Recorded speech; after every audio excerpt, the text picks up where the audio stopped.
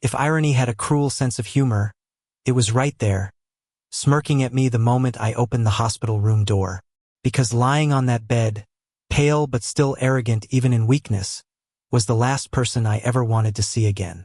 My college rival, my almost lover, my worst heartbreak, the man who stole the one person I thought I loved back in sophomore year, Damon Hayes. My hand froze on the clipboard, but Damon's eyes snapped open instantly, sharp even through the haze of medication. For a split second, shock flickered across his face. Then that signature smirk curved his lips, the same one that once drove me insane with anger and something I hated admitting, desire. Well, if it isn't Samuel Carter, he rasped, his voice weaker than I remembered, but still carrying that insufferable confidence. I must be hallucinating. There's no way you're standing there in scrubs, looking like you actually belong in this room. I wanted to walk out. I wanted to slam the door so hard the whole wing shook. But professionalism was a chain around my ankle, dragging me back to his bedside. My new assignment, my new patient, was him. Damon Hayes, the alpha who used to laugh at my essays, who used to compete with me for every academic award, and who once kissed me in a drunken haze only to pretend it never happened the next day. The alpha who ruined me. Don't flatter yourself, I muttered, forcing my voice steady as I adjusted the 4-line, not even looking at him. You're not important enough for me to hallucinate about. Funny, he whispered, eyes glinting despite his exhaustion. Because you look like you've seen a ghost. And maybe I had. Because Damon wasn't just a rival. He was the boy I'd hated so hard it circled back into something dangerous, something I never allowed myself to name. Damon's condition was more serious than I expected. Some accident, some mysterious collapse during a business trip that left him weak and bedridden. The hospital's upper management had specifically requested private nursing care for him was still rich, still influential even after all these years. And out of the dozens of available nurses, fate or cruelty had chosen me. The first days were unbearable. Every shift was a battle of silence and sharp edges. I'd measure his vitals while his gaze burned into the side of my face. I'd adjust his blankets while he muttered insults under his breath, as if we were back in the university library competing for the same spot at the top of the class. But hospitals strip people down. They take away the armor, the money, the status. They leave you raw, vulnerable, human. And slowly, through the cracks of Damon's arrogance, I started seeing glimpses of the man beneath. One night, when the ward was quiet and I was checking his pulse, his hand brushed mine not out of intention, but weakness. I froze, but he didn't let go. You hate me, don't you? He murmured, eyes half-lidded. I wanted to say yes, to spit it in his face, but the truth caught in my throat, heavy and bitter. I should, I whispered instead, and for the first time Damon didn't smirk. His jaw clenched, and something broke in his expression, something that made my chest ache in ways I wasn't prepared for. Our rivalry in college wasn't just about grades or lovers.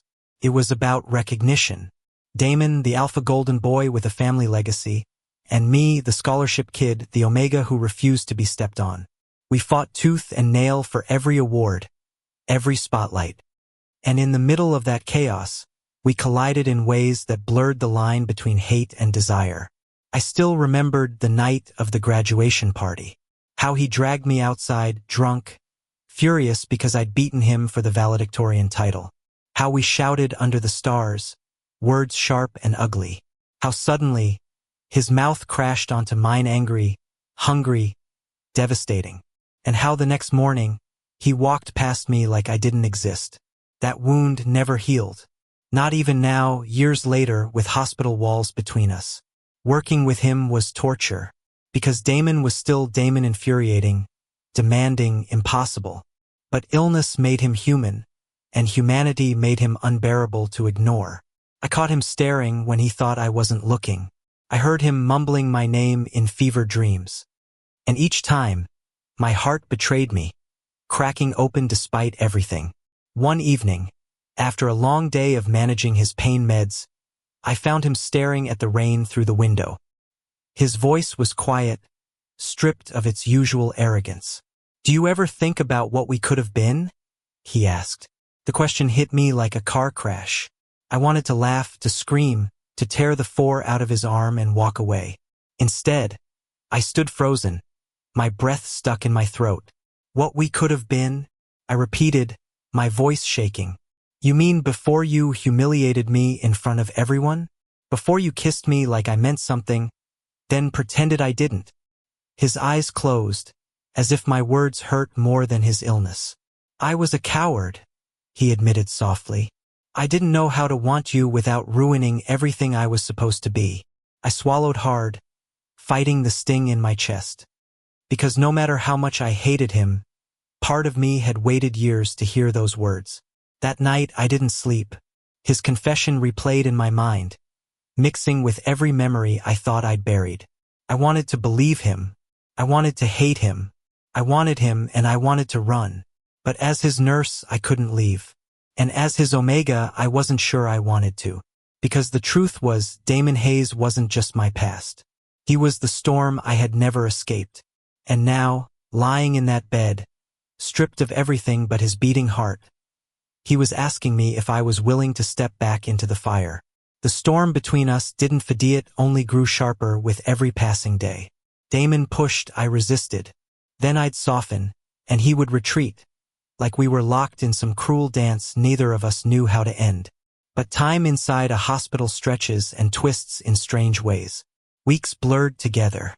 And somehow, beneath the needles, the bitter medicine, and the fragile line between hate and forgiveness, we began to rediscover each other.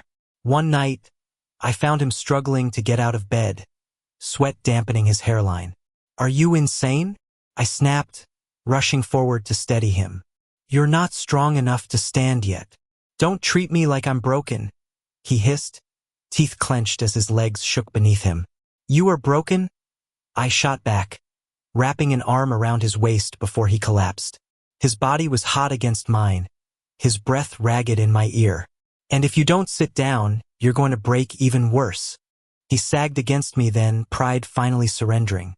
And in that moment, as his weight pressed into me, I realized how much I'd missed holding him, missed feeling like I was the only one who could catch him when he fell. When I lowered him back to bed, his hand clutched mine, refusing to let go. His voice cracked, quiet, but raw. Sam, I don't want to do this alone anymore. The words haunted me. I couldn't stop replaying them, couldn't stop wondering if maybe, just maybe, the universe hadn't thrown us back together by accident. Yet, the scars of the past bled too easily. One evening, after a particularly long shift, I found myself snapping at him over something small. His smirk returned, the same old defense mechanism.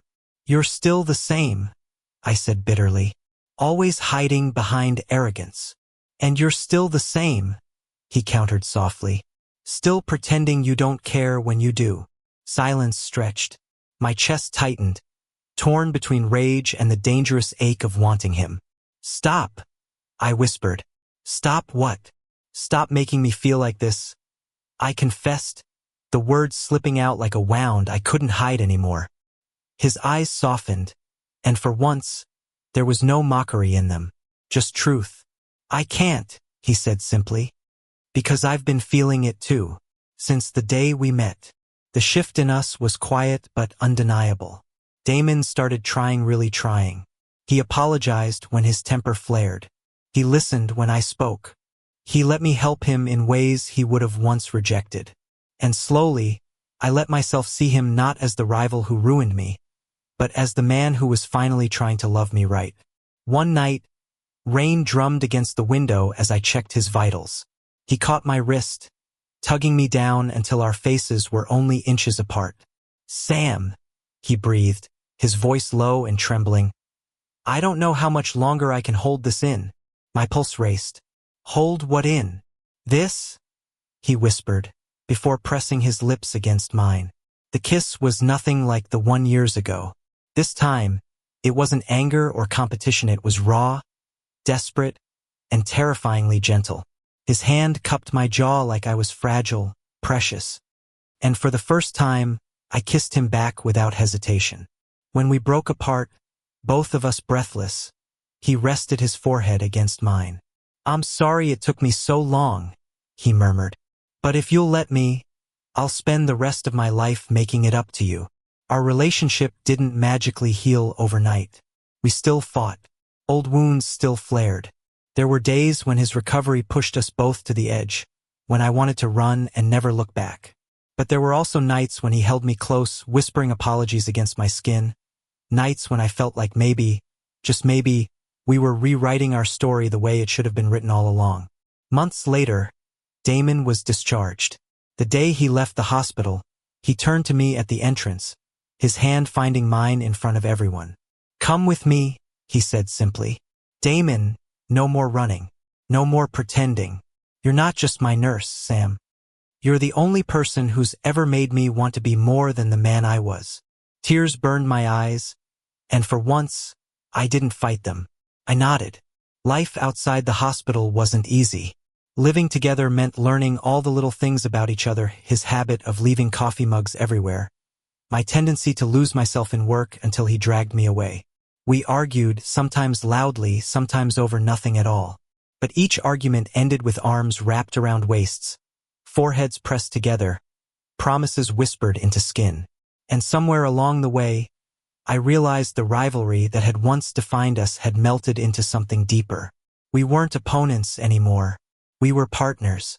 A year later, standing on a beach at sunset, Damon pulled me close, his hand trembling as he slid a simple silver band onto my finger. "I wasted so many years being afraid," he said, his voice breaking. "But I'm not afraid anymore. I want the world to know that you're mine, and I'm yours." My chest ached, but not from pain, from joy, from the kind of love I once thought I'd never get to have. And as the waves crashed and the sun dipped low, I leaned in, kissing him with every ounce of the years we'd lost and every hope of the years to come. We had been rivals. We had been enemies. We had been broken.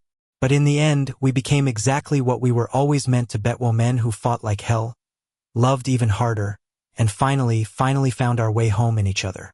Because sometimes the greatest love stories are the ones born from the ashes of hate. And ours was nothing less than destiny. Thank you for listening. Don't forget to like and subscribe to stay updated with the latest videos.